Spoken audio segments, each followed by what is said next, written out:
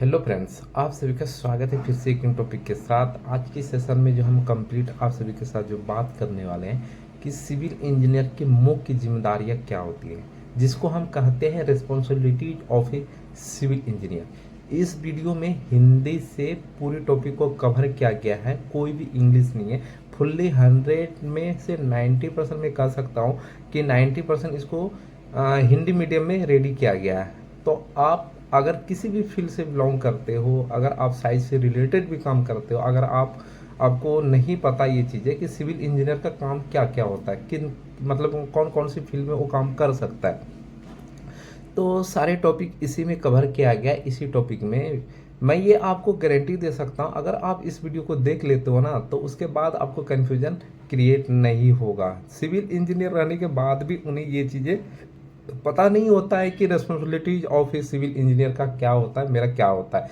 वो जिस एक फील्ड में चला जाता है उसको यही लगता है कि सिर्फ हम यही काम कर सकते हैं। ऐसा कुछ भी नहीं है। इस टॉपिक को जब हमने बनाया है, तो अगर आप पूरी वीडियो देखते हैं तो पहले आपको इस टॉपिक में पता चल जाएगा। चलो शुरू करते हैं। जैसा कि हमने लिखा है यहाँ पे, सिविल इंजीनियर की मुख्य जिम्मेदारी है, इसी को इंग्लिश में कहते हैं responsibilities of a civil engineer. तो अब जो है मैंने पहला जो रखा है ए, ये यहाँ पे टॉपिक नंबर जो रखा है मैंने ए। तो साइट इंजीनियर की जिम्मेदारियाँ जो होती है वो क्या हो सकती है साइट इंजीनियर रिस्पॉन्सिबिलिटीज में? निर्माण कार्य की निगरानी, मतलब उसको हम सुपरविजन कहते हैं। निर्माण कार्य की निगरानी, सुपरविजन। तो हो सकता है कि आप रेसिडेंशियल बिल्डिंग या कमर्शियल बिल्डिंग या आप रोड में काम कर रहे हैं, जो भी है आप सुपरविजन जिस चीज़ों का भी कर रहे हैं उसी को बोलते हैं निर्माण कार्य की निगरानी, जिसको कहेंगे हम सुपरविजन। ठीक है। अब यहाँ पे जो है एक मैंने लिखा है लेबर और ठेकेदार, मतलब इसको बोलते हैं कॉन्ट्रैक्टर्स का प्रबंधन। ठीक है।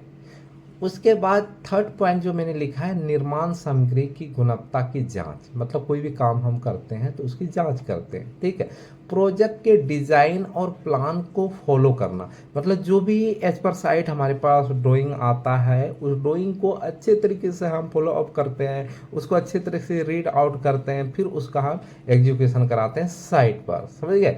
अब देखिए थर्ड जो लास्ट पॉइंट मैंने लिखा है साइट इंजीनियरिंग में, सुरक्षा मानकों, मतलब सेफ्टी स्टैंडर्ड जिसको कहते हैं, मतलब सेफ्टी स्टैंडर्ड का पालन करना। मतलब साइट पे कोई काम करा रहे हो तो सबसे फर्स्ट जो होता है ना उसका सेफ्टी देखा जाता है। कोई भी काम में अगर उसमें सेफ्टी है तो हमें सबसे पहले सेफ्टी का ध्यान देना चाहिए। जैसे कोई बहुत ऊंची बिल्डिंग है और ऊंची बिल्डिंग पे कोई काम कर रहा है, जैसे हो सकता है कि एलिवेशन का टाइल कोई लेबर लगा रहा है, या आप इंजीनियर हो वहाँ पे मेजरमेंट के लिए अगर आप गए हो प्रॉप के थ्रू, आप देखते हो उनके बाहर की तरफ प्रॉप लगी होती है। जब भी एलिवेशन का वर्क होता है तो वहाँ पे प्रॉप लगी होती है, स्कैफोल्डिंग लगी होती है, उसी के थ्रू से हमें जाना होता है।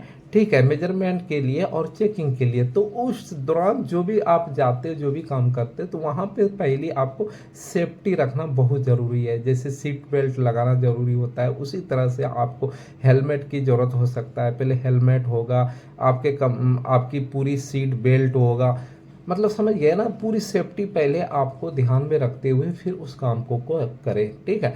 तो अब जो हम नेक्स्ट पॉइंट की तरफ हम चलते हैं, तो हम बी में हमने डिजाइन किया है आप सभी के साथ। ये बी डिजाइन जो है ना, बी डिजाइन और प्लानिंग इंजीनियर की जिम्मेदारी, मतलब बी में रखा है डिजाइनिंग फील्ड के लिए, ए में था साइट इंजीनियर के लिए, जो पहले सब कोई करना चाहता है साइट, क्योंकि अगर आप डिजाइनिंग फील्ड में जाते हो तो आपको कम से कम मिनिमम 5 ईयर का एक्सपीरियंस आपको साइट का होना चाहिए, तभी आप परफेक्ट नॉलेज आप गेन कर पाओगे एक डिज़ाइन और प्लानिंग इंजीनियर की जिम्मेदारी में। ठीक है, समझ गया ना कि अगर आप डिजाइनिंग फील्ड में काम करते हो तो साइट पे भी काम आपको कम से कम मिनिमम 5 ईयर्स का होनी चाहिए। अब देखिए डिज़ाइन और प्लानिंग इंजीनियर की जो जिम्मेदारियाँ होती है, मतलब डिज़ाइन इंजीनियर रिस्पॉन्सिबिलिटी जिसको हम कहते हैं, तो उसमें बहुत सारे कैटेगरीज को मैंने डिवाइड किया हुआ है। जैसे यहाँ पे स्ट्रक्चरल डिज़ाइन और ड्राइंग तैयार करना। स्ट्रक्चरल डिज़ाइन मतलब स्ट्रक्चर, मतलब जो स्ट्रक्चर की ढांचा वगैरह हम रेडी करते हैं, रेसिडेंशियल बिल्डिंग हो या कमर्शियल बिल्डिंग हो या वो ब्रिज हो, कोई भी हो, या हाई राइज की बिल्डिंग हो, तो उसके लिए क्या करते हैं स्ट्रक्चर डिज़ाइन पहले हम रेडी करते हैं और ड्राइंग तैयार करते हैं। ठीक है। तो वो कौन से सॉफ्टवेयर पे ऐड करते हैं हम? ऑटोकैड हो गया, रेविट हो गया, स्टार्ट प्रो हो गया। ये सिर्फ मैंने मुख्य 3 लिया हुआ है, लेकिन इसमें बहुत सारे सॉफ्टवेयर हमारे पास आ सकता है। ऑटोकैड है, रेविट है, स्टार्ट प्रो है, तो ईटप्स है, सेफ है, आरसीडीसी है। ये सारे सिविल इंजीनियर क्या करता है, इसको रन करता है। ठीक है, रन करता है, तभी आप एक परफेक्ट लेवल पे काम कर पाओगे। ठीक है, अब सेकेंड पॉइंट जो हमारे पास आता है वो आर्किटेक्ट और क्लाइंट्स के साथ ये समान ही, मतलब आर्किटेक्ट और क्लाइंट के साथ जो बातें होती, मतलब अगर हम डिजाइनिंग का आर्किटेक्ट है और क्लाइंट्स है तो आपस में पहले हम उसके साथ मीटिंग होता है। ठीक है, अब जो है हमारे पास थर्ड पोजीशन, भवन की मजबूती, मतलब जिसको हम स्ट्रेंथ कहेंगे, स्ट्रेंथ मतलब मजबूती, भवन की मजबूती और स्थिरता, मतलब स्टेबिलिटी भी कह सकते हैं, की गुणवत्ता। ठीक है, वो भी हमें माइंड में रखते हुए डिजाइन करते हैं कि इसकी स्ट्रेंथ अच्छी होनी चाहिए, इसकी गुणवत्ता और स्टेबिलिटी भी अच्छी होनी चाहिए। ठीक है, अब होते सरकारी कोड्स और मानकों का पालन करना, मतलब अब जितने भी आईएस कोड है हमारे पास जो भी है, और मतलब आईएस कोड के हिसाब से भी हमें देखना होता है। हम इंजीनियर लोग क्या करते हैं कि आईएस कोड की अकॉर्डिंग हम देखते हैं उन चीज़ों को, राइट। ठीक है, आईएस कोड में सपोज करो कि आप ईटअप सॉफ्टवेयर को रन कर रहे हो और कोई प्रोजेक्ट आप डिजाइन कर रहे हो, तो उसमें क्या होता है कि हमें एक कोड्स फॉलो करना होता है। जैसे अर्थक्वेक हुआ, अर्थक्वेक का एक एक पार्ट को हमें डिस्कस करना होता है। जैसे हम बिल्डिंग में अर्थक्वेक हो गया या ग्रेविटी लोड हो गया या कोई भी चीज़ हम अप्लाई करते हैं तो उसको आईएस कोड से पहले हम टैली करते हैं, उसको पालन करते हैं, उसको देखते हैं, फिर हम डिजाइन करते हैं। ग्रेविटी लोड में जैसे हमारे बिल्डिंग में आने वाला और लगने वाला लोड कौन कौन सा हो सकता है और उस लोड को हम कितना अप्लाई करना चाहिए, और वो सब चीज़ का अलग अलग आईएस कोड में डिस्कस किया गया है। सपोज करो कि अलग अलग क्या डिस्कस किया गया है कि अगर रेसिडेंशियल बिल्डिंग कोई है तो हम फ्लोर पे कौन सा लोड लगाएंगे और कितना किलोमीटर का लोड लगेगा, ये सारा चीज़ उसमें दिया होता है और उसको देखना होता है। अगर आपको इंटरेस्टेड है इन चीज़ों में तो उस टॉपिक पर वीडियो आने वाला है, तो इसलिए मैं आप सभी से रिक्वेस्ट करूँगा कि चैनल को सब्सक्राइब करके जाना। तो अब देखिए यहाँ पे ये चीज़ें मैंने भी डिस्कस किया था आप सभी के साथ। अब आता है सी में क्या है, प्रोजेक्ट मैनेजमेंट और एस्टिमेशन की जिम्मेदारी है। मतलब अब कह रहा है कि प्रोजेक्ट मैनेजमेंट और एस्टिमेशन इंजीनियर अगर है तो उसकी क्या जिम्मेदारी होती, मतलब project management and estimation responsibility. अब देखिए यहाँ पे इसका क्या है, निर्माण लागत का अनुमान, मतलब कॉस्ट एस्टिमेशन। किसी भी प्रोजेक्ट का हम क्या करते हैं, निर्माण लागत का अनुमान लगाते हैं, उसका कॉस्ट एस्टिमेशन करते हैं। ये कौन करता है, प्रोजेक्ट मैनेजमेंट एंड एस्टिमेशन का काम जो करता है। ठीक है, अब प्रोजेक्ट की समय सीमा, मतलब प्रोजेक्ट की टाइमलाइन जिसको आप कह सकते हो, जिसको निर्धारित समय कह सकते हो, तो उसकी एक टाइमलाइन भी हम लोग फिक्स करते हैं। एक सॉफ्टवेयर पे हम अच्छे से प्लानिंग करते हैं, फिर उसके ऊपर हम टाइमलाइन का एक टाइमलाइन सेट करते हैं। ठीक है, अब जो थर्ड पॉइंट आता है हमारे में, बजट का सही उपयोग सुनिश्चित करना, मतलब बजट का सही उपयोग, समझ गए ना, सही उपयोग करना।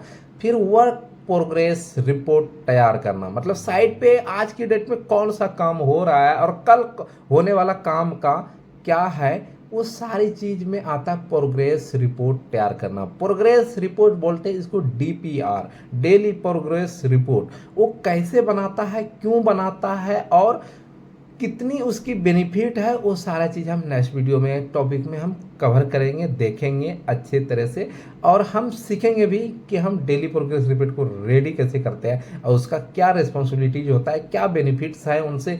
और अभी नहीं बात करूंगा, नहीं तो वीडियो बहुत ज़्यादा लंबी हो जाएगी। चलो इधर नेक्स्ट पॉइंट के ऊपर हम चलते हैं। डी नंबर, अन्य जिम्मेदारी है, मतलब अदर रिस्पॉन्सिबिलिटीज क्या होता है सिविल इंजीनियर का। तो देखो, सरकारी नियमों और बिल्डिंग कोड्स, मतलब बिल्डिंग कोड्स का पालन करना। सेकंड पॉइंट जो मैंने रखा है, निर्माण, नई निर्माण तकनीकियों और, ठीक है, नई निर्माण तकनीकियों और सस्टेनेबल मटेरियल पर रिसर्च करना, मतलब कोई मटेरियल है उसके ऊपर हमें रिसर्च करना है। ठीक है, साइट पर सुरक्षा नियमों का पालन करना। ठीक है, अब जो आता है हमारे पास एक कैलकुलेशन आता है, कंक्लूजन क्या है, निष्कर्ष जिसको कहते हैं बीटेक वाले के लिए क्या है, सिविल इंजीनियर के रूप में आपकी भूमिका केवल बिल्डिंग बनाने तक सीमित नहीं होती है। ध्यान से सुनना कि निष्कर्ष में जो मैंने लिखा है कंक्लूजन, बीटेक सिविल इंजीनियर के रूप में, जो बीटेक सिविल इंजीनियर के रूप में आपकी भूमिका केवल बिल्डिंग बनाने तक सीमित नहीं होती है, बल्कि डिजाइन, प्लानिंग, सुपरविजन, मैनेजमेंट और रिसर्च तक फैली होती है। यदि आपको किसी विशेष क्षेत्र मतलब साइट इंजीनियर, डिजाइन, एस्टिमेशन आदि में करियर बनाना है तो उसी के अनुसार अपनी स्किल्स को डेवलप करें। कहने मतलब जिन चीज़ों में बहुत सारे काम हम कर सकते हैं, ठीक है, तो आपको जिन चीज़ों में ज़्यादा रुचि है ना, कि हमें अगर बनना है साइट इंजीनियर, तो आप सिर्फ साइट इंजीनियर के ऊपर फोकस करें। अगर आपको लगता है कि नहीं हम डिजाइन फील्ड में जा सकते हैं, तो साइट इंजीनियर के साथ साथ आपको डिजाइन फील्ड का नॉलेज होनी चाहिए। अब एस्टिमेशन है, एस्टिमेशन इंजीनियर अगर आपको बनना है तो एस्टिमेशन के ऊपर फोकस करना चाहिए। वही चीज़ मैंने पूरा डिस्कस किया आप सभी के साथ 100% हिंदी मीडियम में जो मैंने बात किया था आप सभी का। और हाँ, यही नहीं, हम अगर बिलिंग का भी कोर्स लेकर आएंगे तो उसमें भी हम पूरा फुल हिंदी लेके ही आएंगे। इसी प्रकार से उसको टाइप मतलब दोनों मिक्सेस रहेंगे ताकि फुल्ली आपको समझ में आ जाए कि हम कहना क्या चाह रहे हैं, ठीक है। तो पूरा इस तरह से मैंने टाइप किया था आप सभी के लिए। वीडियो कैसा लगा कमेंट सेक्शन में ज़रूर बताना है, और मिलते हैं नेक्स्ट वीडियो में धमाकेदार सेशन के साथ। Thank you.